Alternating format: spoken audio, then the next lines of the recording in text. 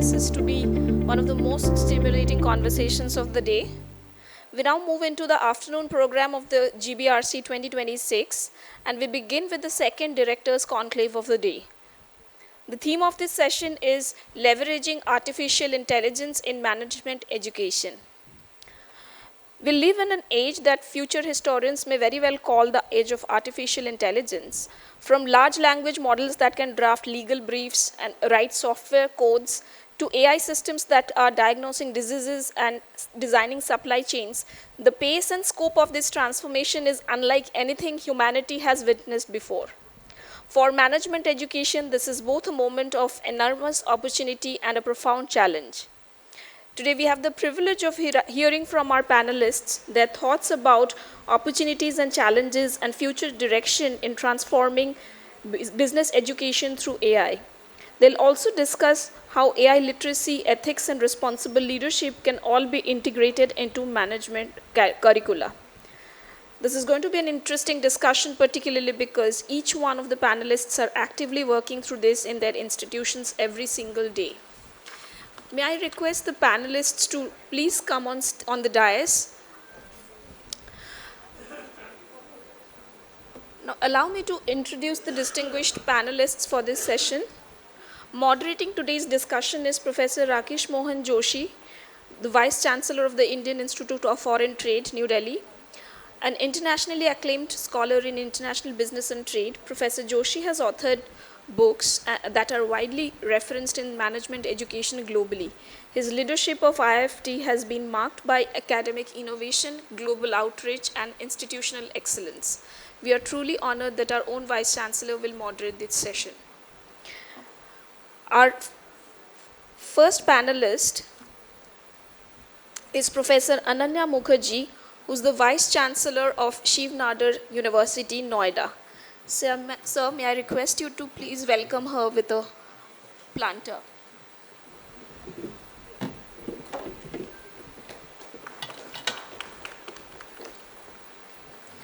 Our second panelist, Professor Chandan Chowdhury, is the Executive Director of the Poonj Lloyd Institute of Infrastructure Management at the Indian School of Business, Mohali.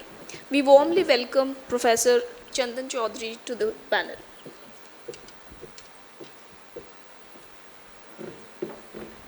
Our third panelist, Professor Dr. S.V.D. Nageswara Rao, is the head of the Sailesh J. Mehta School of Management at IIT Bombay. We warmly welcome Professor Rao to the panel today. Our fourth panelist, Dr. Jones Mathew, is the Principal and Head of Institution at Great Lakes Institute of Management, Gurgaon. We welcome you, sir, to the panel.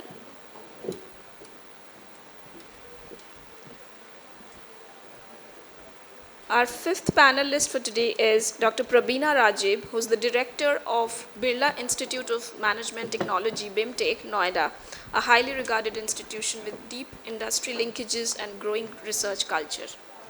We warmly welcome you, ma'am. So what an exceptional panel we have assembled today. Leaders from IIT Bombay, ISB, MDI, Great Lakes, and 𝐵IMTech, moderated by the Vice Chancellor of IIFT. Across these institutions, thousands of management graduates are shaped every year, and the decision these leaders make about AI in their classrooms will define the future of business education in this country. We are truly privileged to have them all here.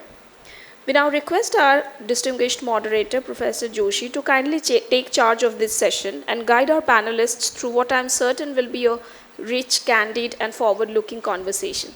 Sir, the floor is entirely yours.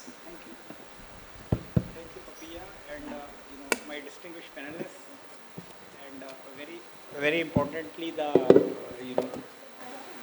distinguished guest scholars. So we have got a topic of extreme significance today, and I am so privileged to have such a bright galaxy of panelists with me. So time kitna? 1 hour is the time now? 2:30, 3:30. So I think time management is very important. 3 + 2, 5 people, है ना? So everybody can take almost 8 minutes, so we have got something to do. So I'll first ask Professor Ananya ji, who is the Vice Chancellor of Shivnadar University, and I think they have taken a lead in IT, and she herself is a professor of IT. So economics. But I think the Shivnadar is having a lead because the minister himself was asking me that they want to work with her on IT related issues and semiconductors. So I think, Professor Ananya ji. Thank you. I don't think AI is yet able to bring back people after a good lunch. That AI is not yet able to do, but we will try to do it through our human abilities. So in terms of, the topic using AI in management education, there's of course a lot of discussion about what kind of tools, what kind of analysis, etc. But I think what is most important about educating managers or leaders is the decision-making ability. So in the age of AI, when any information is available to anybody, more or less, on your phone, how does one make key decisions which often involve life and death? So I was at a conference, and it was a cancer research conference of some leading oncologists. And they were saying that once somebody has detected cancer through a very sophisticated instrument, has gone very deep into the tissue and able to detect early stage, still somebody, usually it's the pathologist or the lab person, who has to take the decision as to what to write in the report. That cannot be delegated to any machine or any AI. That is a human capacity question. So, this, I wasn't expecting to hear this in this way. I was thinking that it would be a very technical conference, and I always say that, in any technical room with medical experts, engineers, I'm always the only non-technical, only social scientist usually. But it really struck me that when you are dealing with questions of life, death, war, corporate strategy, takeover, layoffs, which we are dealing with today, then ultimately the decision making is the most important piece of management education that has to be included. And because when our graduates are going out in the world, at whatever level they go out, it is some decision making is involved in every activity. And so how do we teach them to take the right decisions? And that is where I thought that, with AI, and at Shivnadar we've taken a very, I would say, progressive approach towards AI. We have an AI policy. We encourage students to use, in courses, there are courses on AI. But I think we need more courses on decision making, on ethics, on how to look at different factors when taking a decision, and even more importantly, how to understand the impact of a decision. This is what we are reading, when we read these LinkedIn posts of X number fired over an email, or X number fired over a Zoom call. What we read in those leadership stories is the impact on the person is not on the leader's radar. And we cannot build a very successful society with technology if the person whose my decision is impacting is not on my radar. So this is a business skill in management education courses. I don't think we teach it so consciously in the courses. So I would say that using AI and using different use cases, the leadership qualities and understanding the impact of decisions and therefore how to take decisions, is something that we should make a much more integral part of management education. So I will stop here and then. Thank you. Thank you so much. And I think, Professor Chandan from ISB, they are integrating AI in their pedagogy.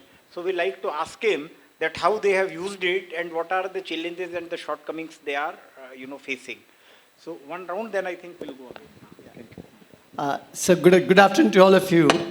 I would like to share with you the business problem that we had, and we thought that we need to figure out some solutions. So as you know, in all top business schools, we use cases.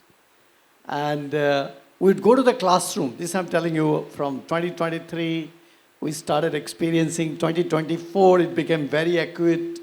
2025, it became almost like cancer. So students would show up without going through the case. And all the students are generally bright, those who get the admission. So what they would do, they will put in one of the AI platform. They will upload the case, which is a violation of IP, but they would generally do it. I'm narrating you a story which is told to me by a student.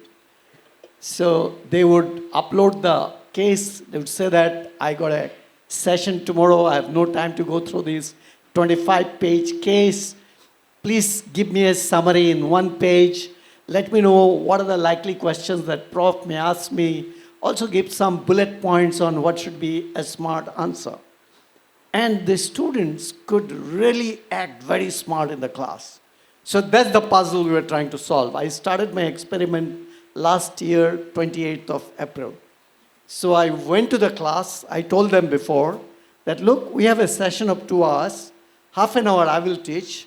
1 hour, it will be my AI avatar who will teach you. And she's going to observe you, assess you, score you, and also tell you how are you in terms of critical thinking. So this started on 28th April. And then I did a post based on my experience.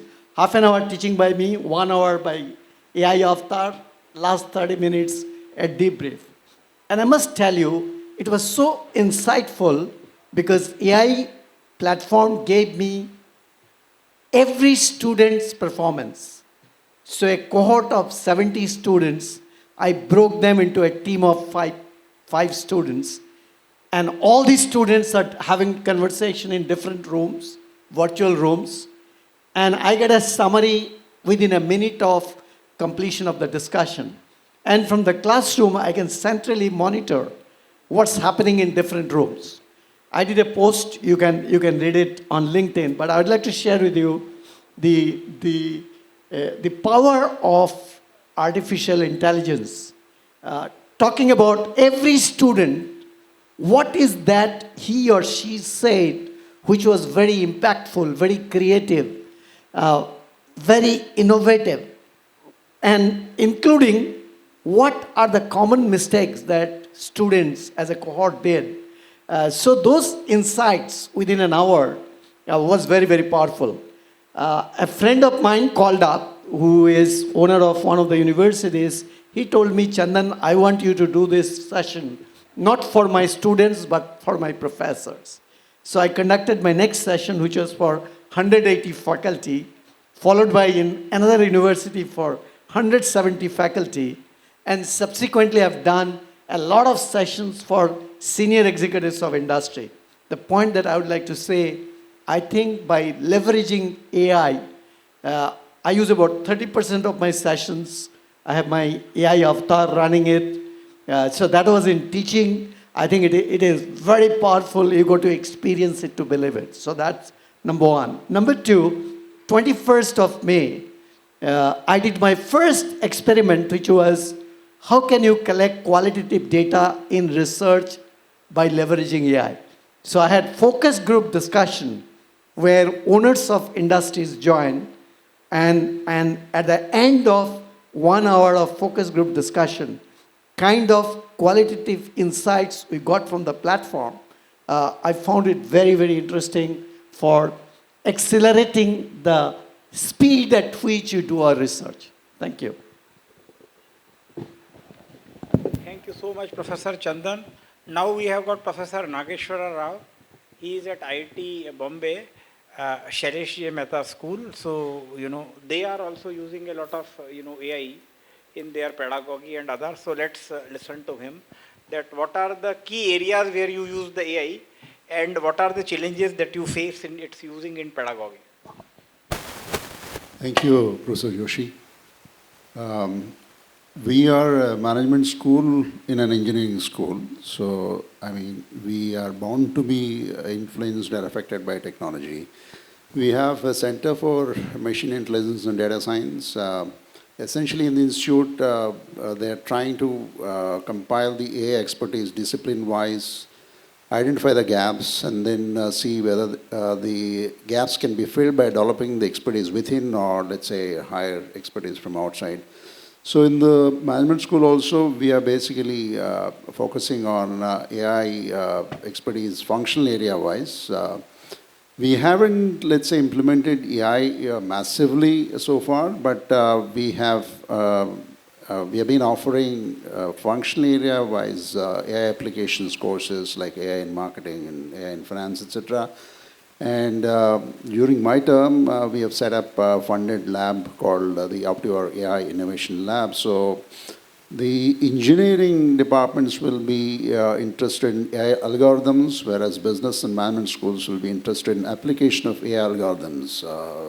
So we would be application focused. Like my earlier panelist said, AI is basically compressing the time horizons and it's improving the productivity. Like he said, the student, instead of reading a 25-page case, if you can ask an AI tool to give a summary and then also perhaps suggest some smart questions, which I don't know if they're doing it. If they're doing it at your school, I think you're lucky. I don't see that in our school.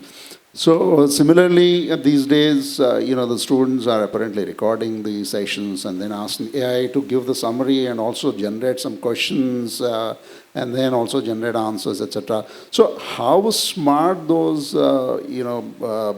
questions are, answers are, will also depend on the kind of data that it is trained on.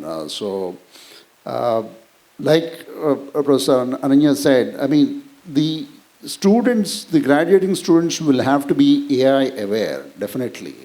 Then only they're going to be employable. They need not necessarily be AI experts. In their chosen area, what are the AI applications is something that they need to know. Like she said, if somebody is going to join a healthcare industry, a heart surgeon, his time is spent on performing surgeries. But then to decide whether a patient is fit for surgery or not, he or she has to look at different diagnostic reports and then decide. But apparently these days, the AI algorithms are scanning all those diagnostic reports and then giving a nice summary to the surgeon so that the surgeon can quickly decide whether the patient is fit for surgery or not. Similarly, we were talking to a large private insurance company.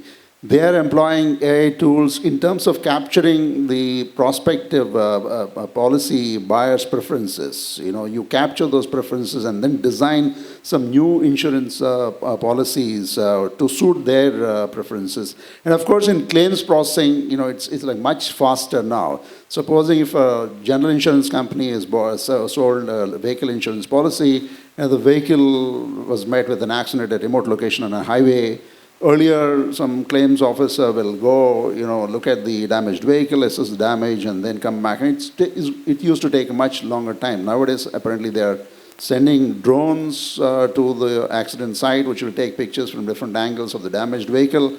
Those pictures are fed to a sophisticated ML algorithm. It will assess the damage, and the claim is processed in no time. Right? So the time horizons are getting compressed. The professionals' productivity is increasing tremendously. I've read in one McKinsey quarterly article that 40% of the lower levels consultant work is now replaced by AI. So that means unless the consultants improve their skill, AI will do the research, but then you have to generate interesting insights from the AI-generated analysis, right? So that is where the human aspect will continue to be there in terms of generating interesting insights from the AI-generated analysis. So the students can use AI as a tool, but I'm sure the management students or others cannot outsource their thinking to AI. Thinking will continue to have to be done by the individuals. Thank you.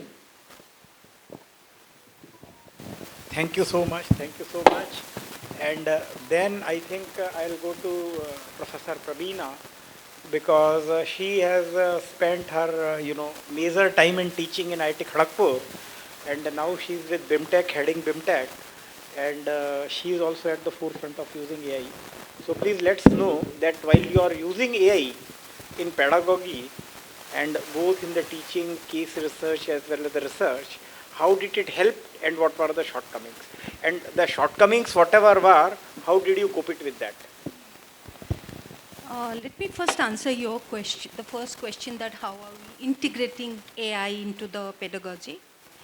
As Professor SBD said, that we have very domain-specific AI subjects, AI in digital marketing, AI in insurance, AI in retail, AI in finance. So we have introduced these full credit subjects, which is predominantly taken by the industry people, because getting the right quality of teachers to teach these cutting-edge subjects is not available in the Indian academia, specifically at BIMTech at this point in time. So this is the, as a management school, the industry academia need was always there, but probably today is the time where the academia has to very, very aggressively reach out to industry to fulfill the training needs. So that is what we are doing. In fact, we are in the process of setting up a center of excellence. We have already identified people in the industry who are in the process of AI transformation in their organizations. In fact, in today's context, a lot of discussion is happening on AI in the corporate situation. But many times, whether really these AI initiatives are adding to the top line or bottom line is still remains debatable. So we have reached out, so we are starting a center of excellence. So not only this center of excellence is going to be facilitating student learning and journey, it will also help us in probably undertaking certain research along with them for the industry. So that's for the the new initiative. In fact, coming to a very granular level, we have made it mandatory for every subject which is being taught. One assignment has to be done by the students using AI tools and techniques. Because it cannot be that you teach in AI in finance, AI in marketing and all that. So during the 2 years of their student journey, whatever subjects they are being taught, one assignment has to be done using tools of AI tools. So that has been an institutional requirement across all subjects. So that is one thing which is going to hopefully do a world of good to us in terms of our students' learning. But the bigger challenge which all of us we have faced, and very rightly we have, you have pointed out, that are our students surrendering their cognitive capability to the machines. That's the biggest challenge which we are facing. In fact, I will share one, even though I am director, I ensure that I teach one subject every alternate term, so that I remain grounded, and I am a professor of finance, and I also have to have some mentally stimulating initiative rather than being signing only documents and attending endless meetings. So in every class, we are taking business newspaper to the class. A copy of the newspaper is kept in the table every day across all 18-20 classrooms. And professor is supposed to be picking up one article give the students, students picks up one article, we discuss 5-10 minutes on that article, and then go to the remaining part of the classes or the normal, whatever we are supposed to do. In fact, one day, one student took a snapshot, shared in the WhatsApp group.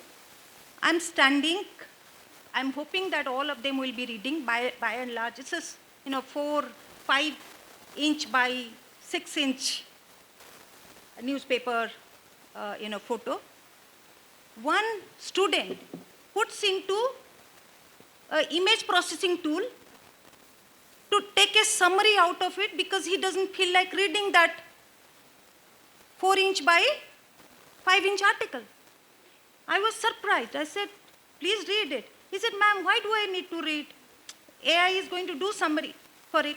So I did not know how to answer it, what to do it. I said, okay, you use your AI summary, but please stand up and explain to the whole class what did you learn from it.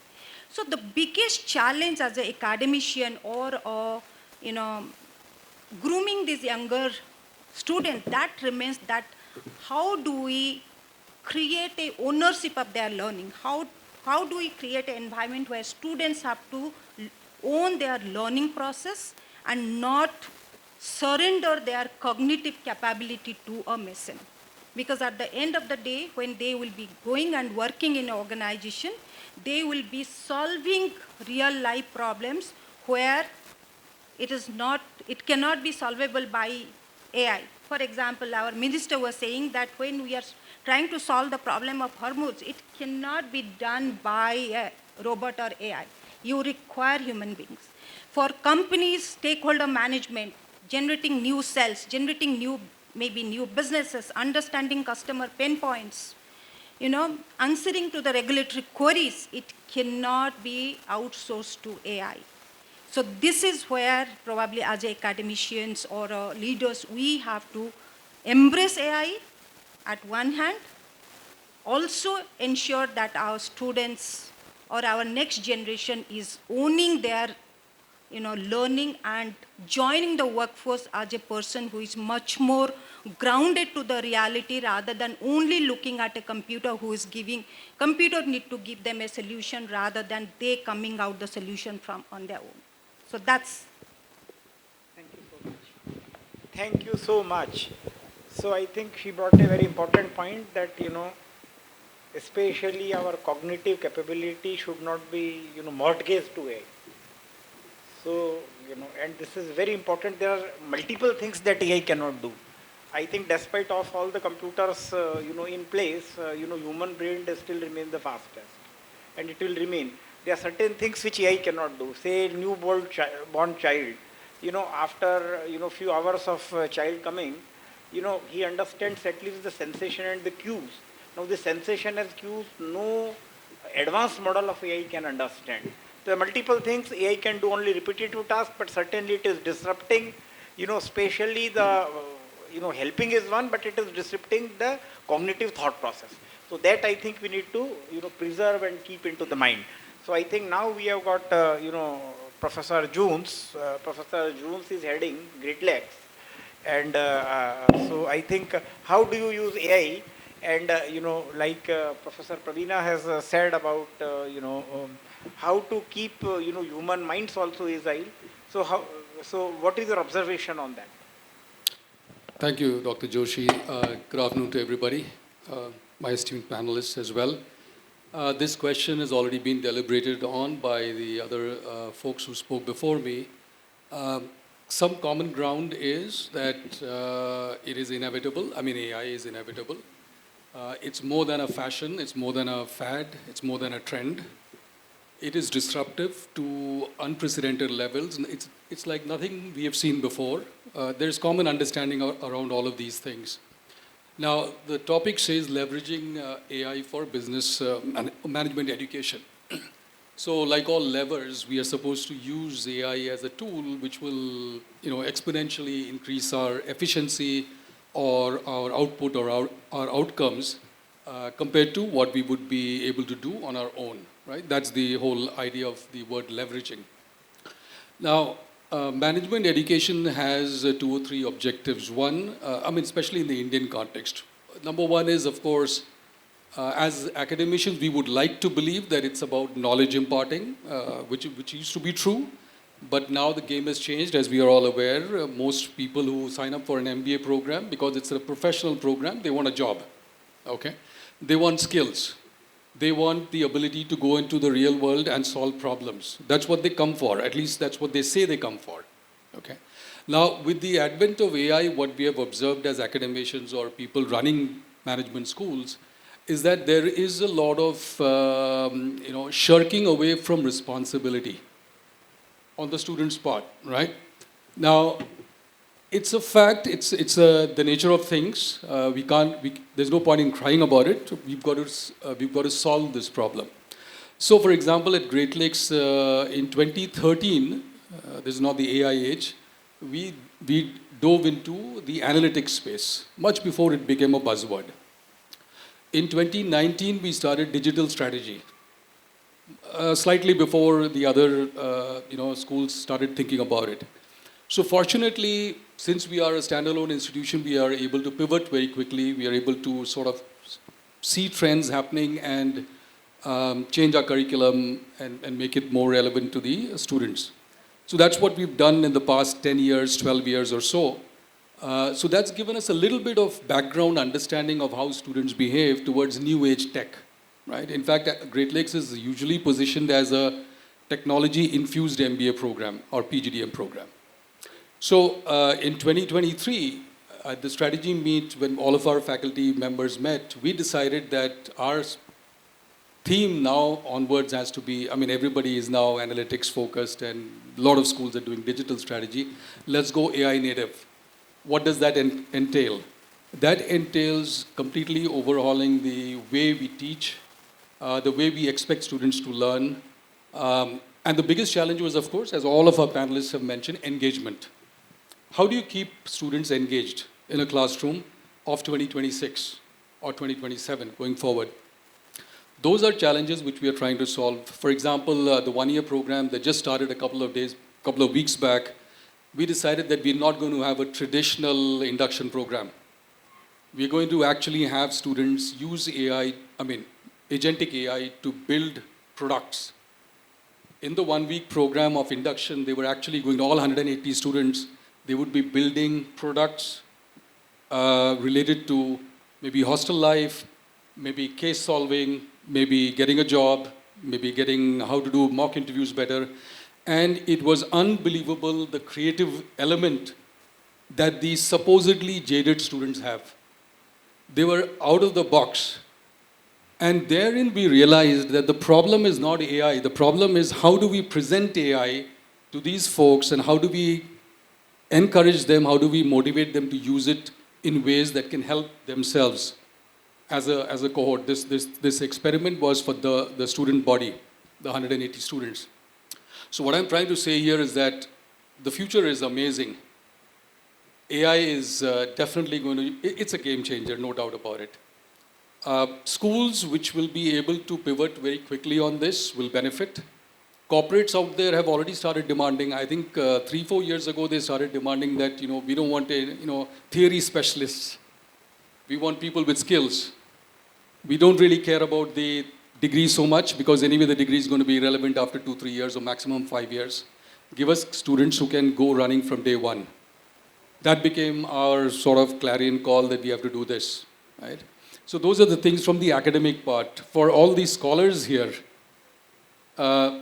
this topic may not be of great concern to you. Probably what you're looking at is, how do I make this into a research topic? What are the trending topics in AI, in management or in managing problems or solving problems, etc.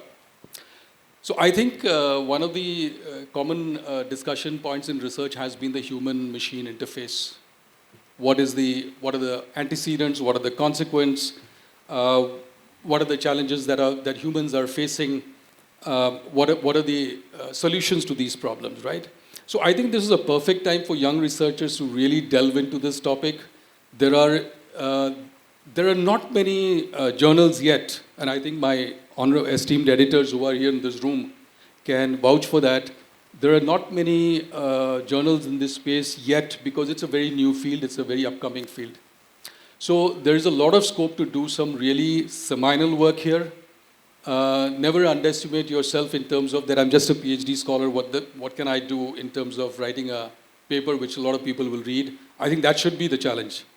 And what I've understood so far is, my last point here, all the effort that a traditional PhD scholar used to put in has been, I think, I would say reduced by about 50% already using AI tools, right? Whether it is SLR, whether it's hypothesis framing, whether it is implication drafting, a lot of the work can be outsourced, but of course intelligently. That word definitely goes to play. Now, there are very interesting topics. For example, one last thing that I'll leave with. One of my faculty members is doing this research. What is the level of ownership that a researcher has for a paper that is being done mostly by AI? Does he or she feel proud enough to say that this is a paper that I created? Right? This ownership factor is something worth researching.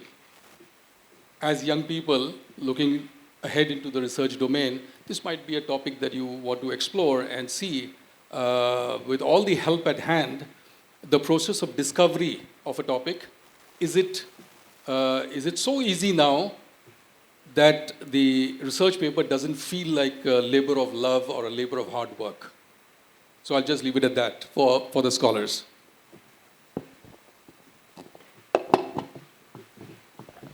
Thank you so much. So I think all these things have been done, but AI do help us in speeding up all our academic work.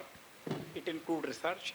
It helps us in doing on-time research. It helps us, processing on-time data, and at a much, much greater speed. Now, only thing is, AI is there. AI has disrupted the traditional, ways of academics. How to, leveraging AI in, enhancing our efficiency.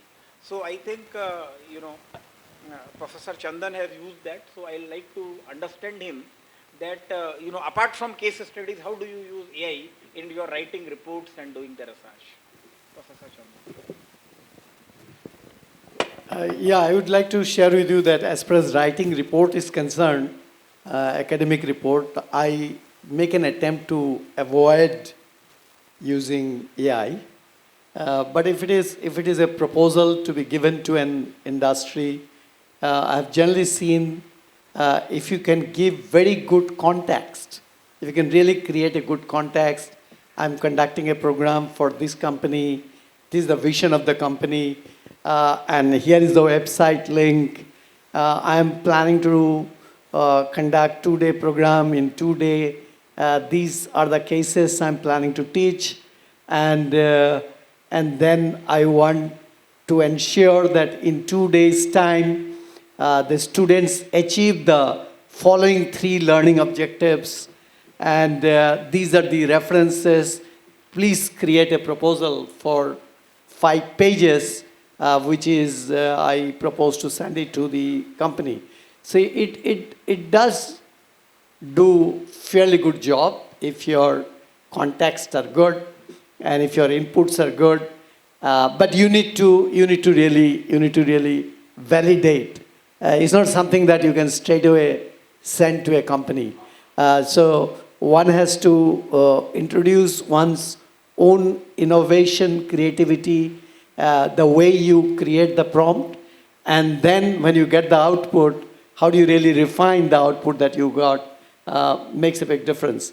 I also did a lot of experiments that I conducted over probably more than 2,300 participants. But out of that, a sample of around 200 students, I have done an experiment.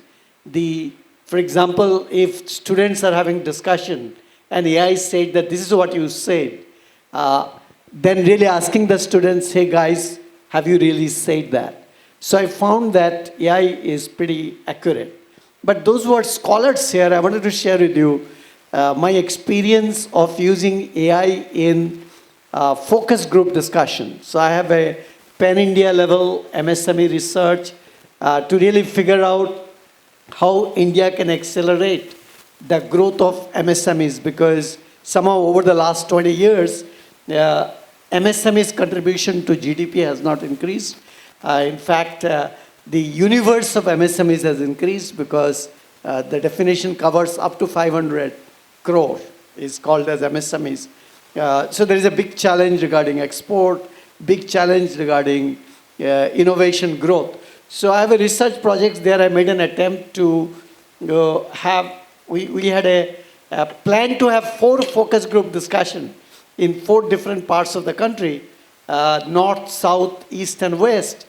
And when we conducted the first focus group discussion, which was at IIM Nagpur, they were the host and I had conducted that. So we got 26 owners of companies, and I must tell you, we spent so much of time, so much of effort, and people complained they did not have enough time to talk. But the same thing when I conducted now as a pan-India, I had about 100 owners of companies. Each group had 5 people, and they had solid 1 hour to do discussion. Again, there I found, how do you configure in the platform the flow of focus group discussion? If that configuration is not good, then the output is also not good. But if you can do a good job of configuration in the AI platform, a focus group discussion, the kind of information that you can gather, 20 groups, each group had discussion, and you can later on do a prompt. You can say, hey, I would like to know the top 3 recommendations that can go to the government.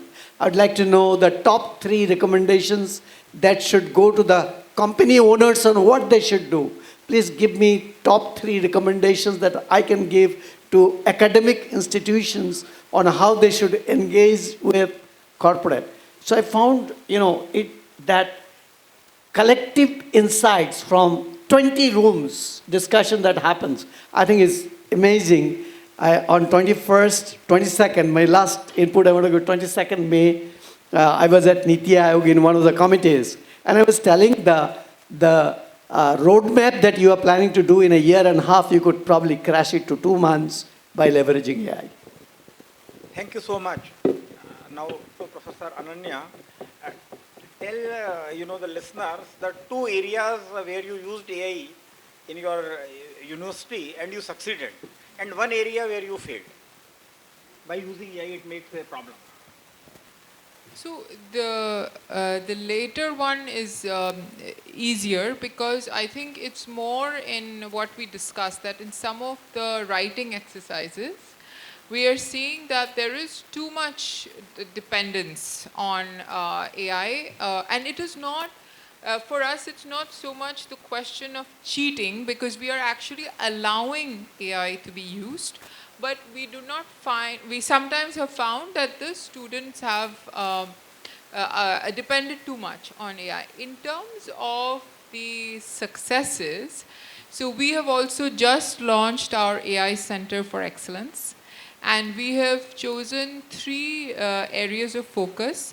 One is healthcare, particularly rural healthcare at scale, where, because the Shivnada Foundation also has a lot of presence in, does a lot of work with rural communities.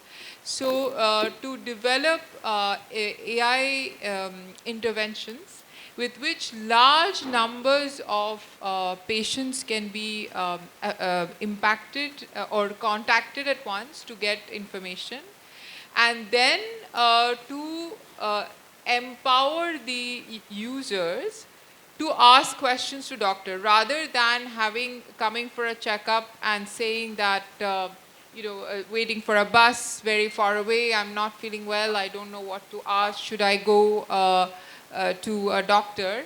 Changing this from, because there's telehealth available everywhere, changing this from, I have monitored these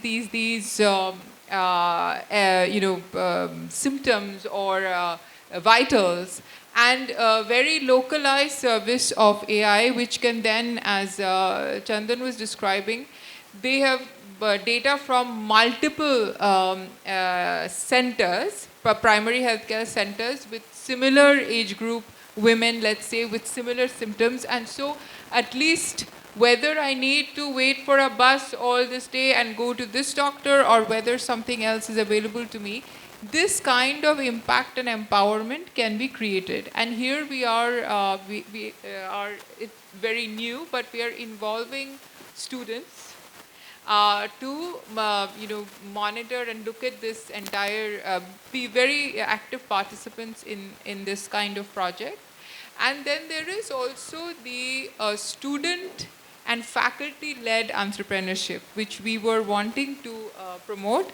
But we find that with the coming of the AI Center, where there is use of different AI applications in different kinds of new products, there we see that a lot of interest coming from faculty and first year, second year students to develop new kinds of products which do things like reduce accidents in trucks, or give us cleaner data on student usage of food wastage on campus.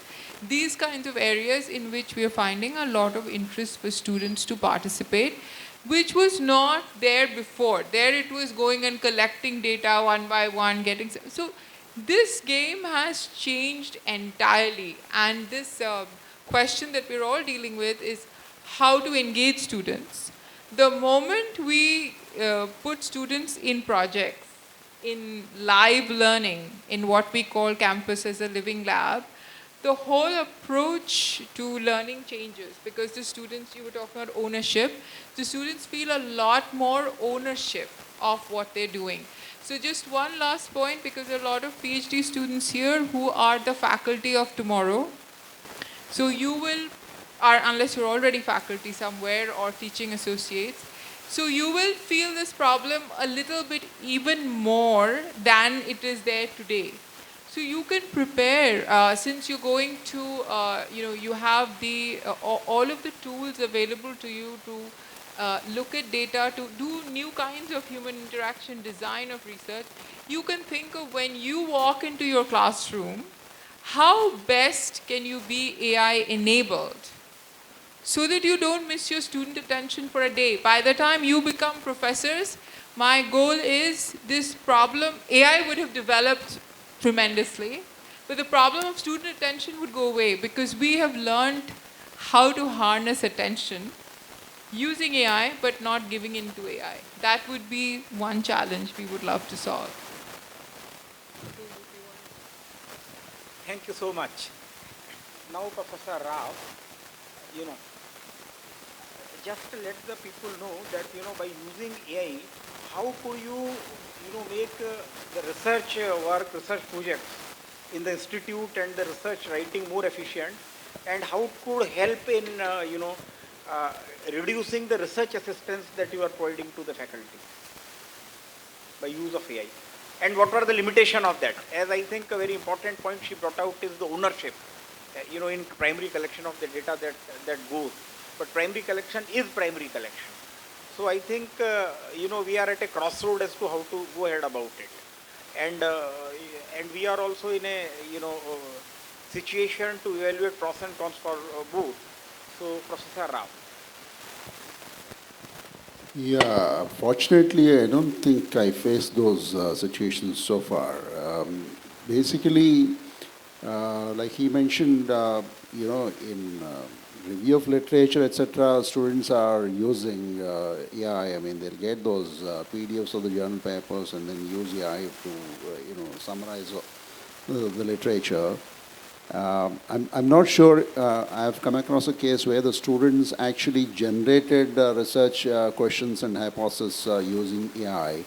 I don't know if they're limited by the ability of the AI tool, or they are afraid of being caught. I'm not sure, because the quality of the reports has gone up. I mean, that much I can see. Recently, one of my PhD students came to me and submitted a report.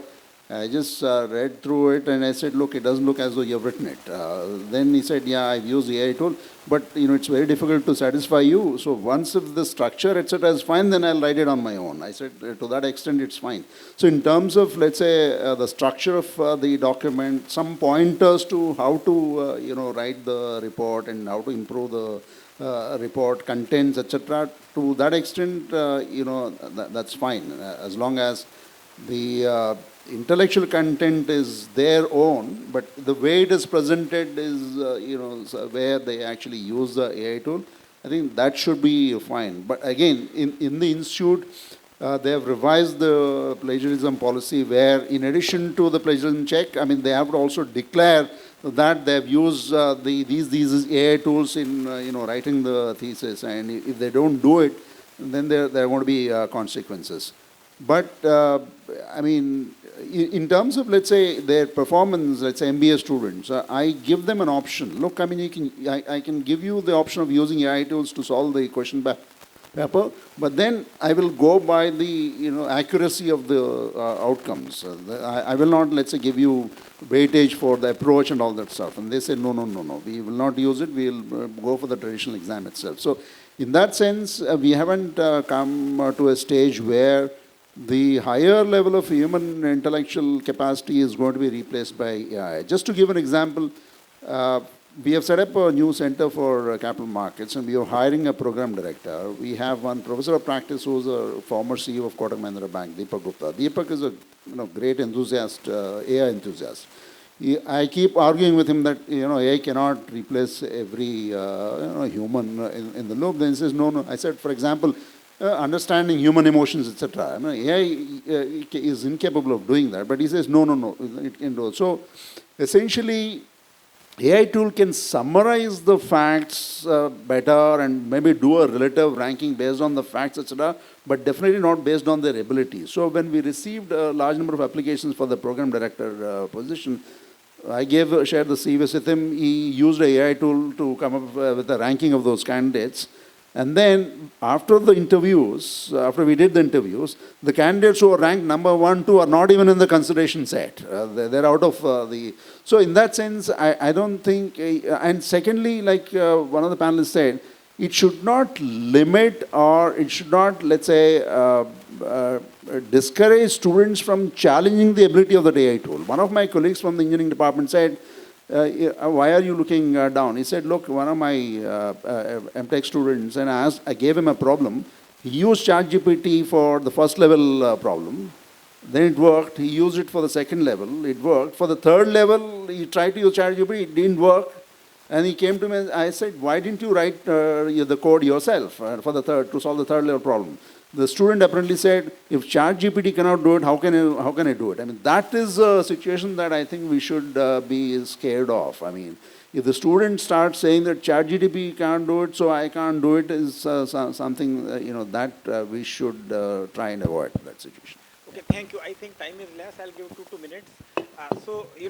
Professor Rao, you have been so meticulous that, you could identify that once the student brought it, he's rewriting and doing that. I have a very small question to Professor Prabina, that how do you think that, AI disrupting the ethical practices among the researchers?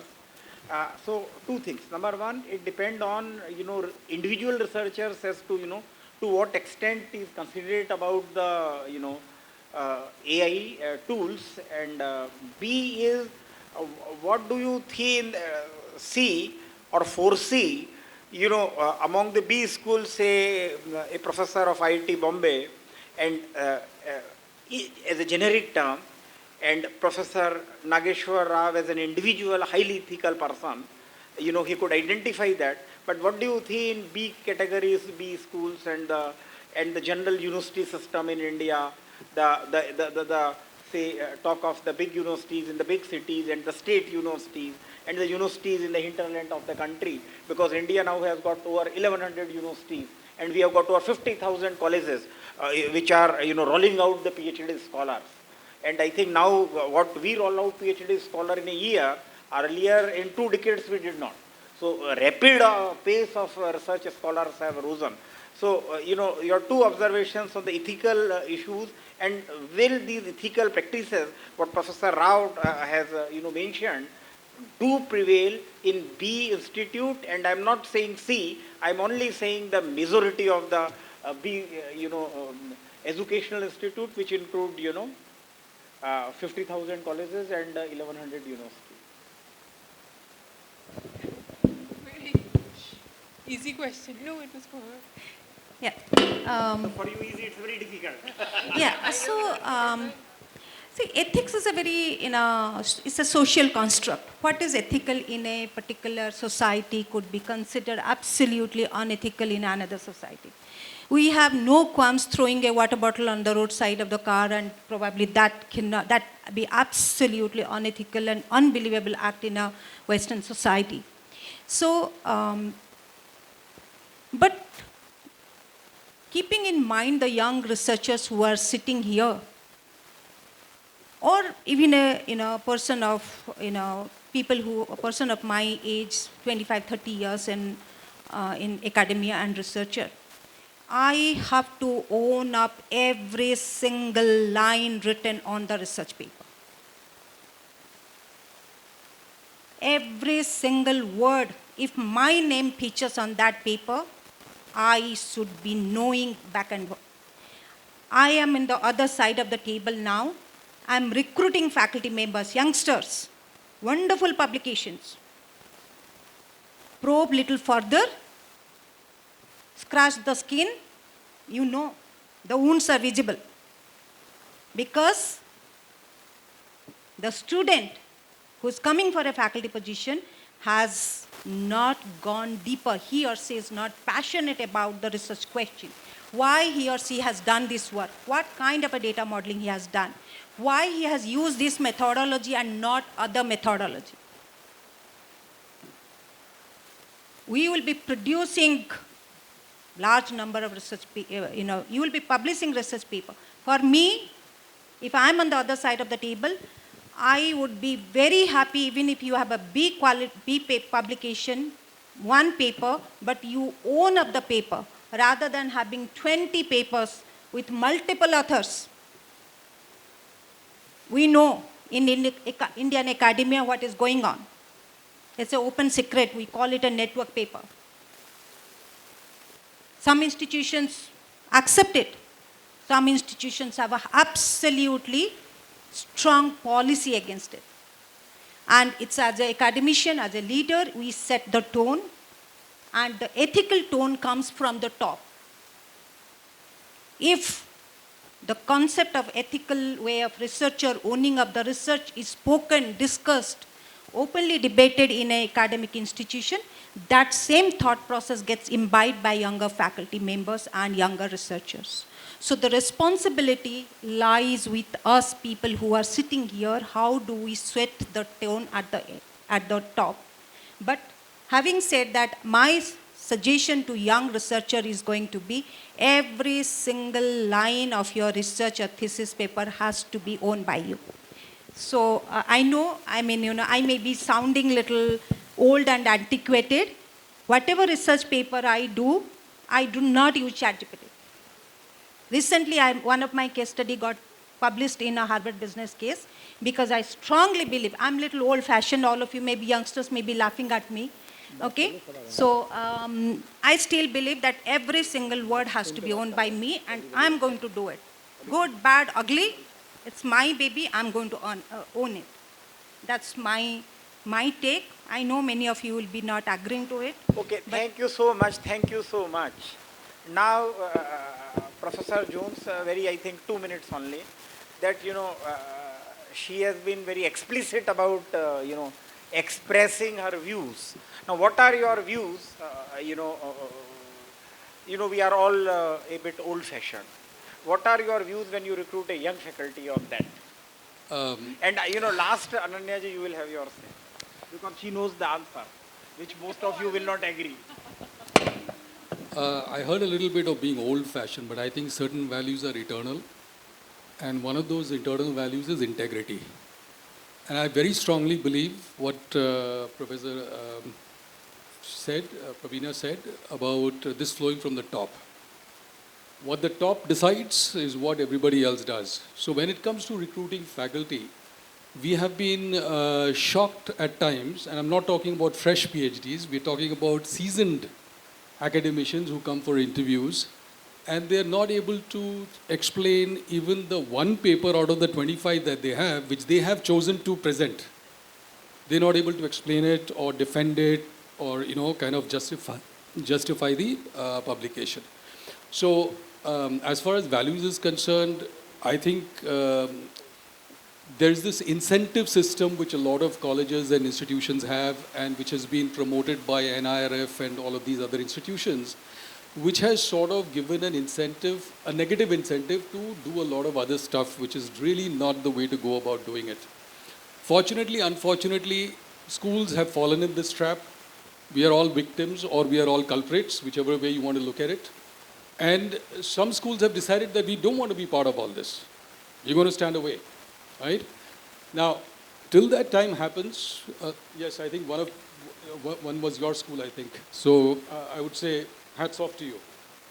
That is a very courageous decision to take, and I feel that young scholars, even if you just write, as one of the panelists said, if you write one paper, just make it count and be able to defend it, right? It has to be your paper, thoroughly researched. You should be able to put up the data that you've used for the paper online so that other researchers can take a look at it. In fact, I think a lot of publishing houses are demanding it now because of all this gaming which used to happen.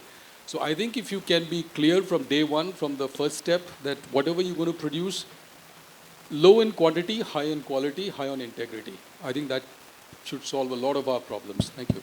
Very good. Thank you so much. And as I promised, Professor Ananya would have the last concluding word. On what? On ethics. Actually, I just agree that there is not, we have to hold on to integrity. There is just nothing, I can't say it any differently. But one thing I will say to the researchers, that, we are all in academia, you're starting out, we are much older and old-fashioned maybe. So research is one of the most wonderful things that you can be involved in. Maybe at times it's frustrating, your supervisor may be difficult, reviewers may be harsh, but if you think of what it allows you to do is to choose a question that is important to you and find an answer. The very few acts in life are as satisfying and as fulfilling as that. So use all of the technology, all of the AI to your advantage. But make sure you don't cut corners in that beauty of the experience, which is a fantastic privilege of an academic or a researcher's life. So I will just end with that. Just one last thing. Please. Like he said, there are incentives for publications, etc., but there are no severe consequences for unethical conduct in most Indian institutions and organizations. So if you have very severe consequences for unethical conduct, like in the West, that will act as, it's like, there's a traffic cop at the signal, people don't jump the light. And if there's no traffic cop, people do jump, right? So, most institutions and organizations, they have severe consequences for unethical conduct. If somebody, crosses that ethical line, he should be out of the organization. But organizations think that it brings bad publicity by acting against those people. That has to change. Very right, very right. I think that's a very critical issue.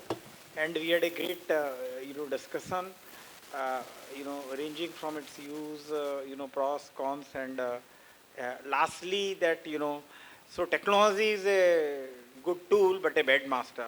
So let AI be a tool and not a master. Thank you so much and namaskar. I think it would be fair to say that the conversation we just witnessed was as thought-provoking as the technology it sought to examine. From the promise of AI-powered personalized learning to the perils of over-reliance on algorithms, from curriculum redesigning to faculty upskilling, from ethical AI to the very identity of the management graduate, and the researchers of tomorrow, today's panelists have given us a panoramic and nuanced view of a landscape that is evolving faster than perhaps any of us anticipated. We owe a deep gratitude to our distinguished moderator, Professor Rakesh Mohan Joshi, for facilitating the discussion with such intellectual depth and dexterity, and our heartfelt thanks to our outstanding panelists, Professor Chandan Chowdhury, Professor SVD Nageswara Rao, Professor Jones Mathew, Dr. Prabina Rajib, and Professor Ananya Mukherjee. May I request our Vice Chancellor to felicitate each of our panelists with a token of gratitude. Sir, may please hand over a token of gratitude to Professor Chandan Chowdhury.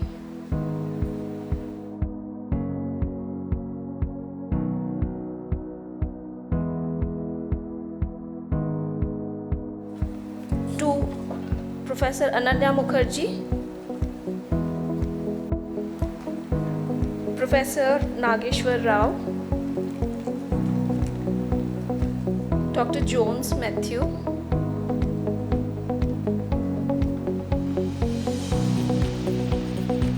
and to Dr. Prabina Rajib.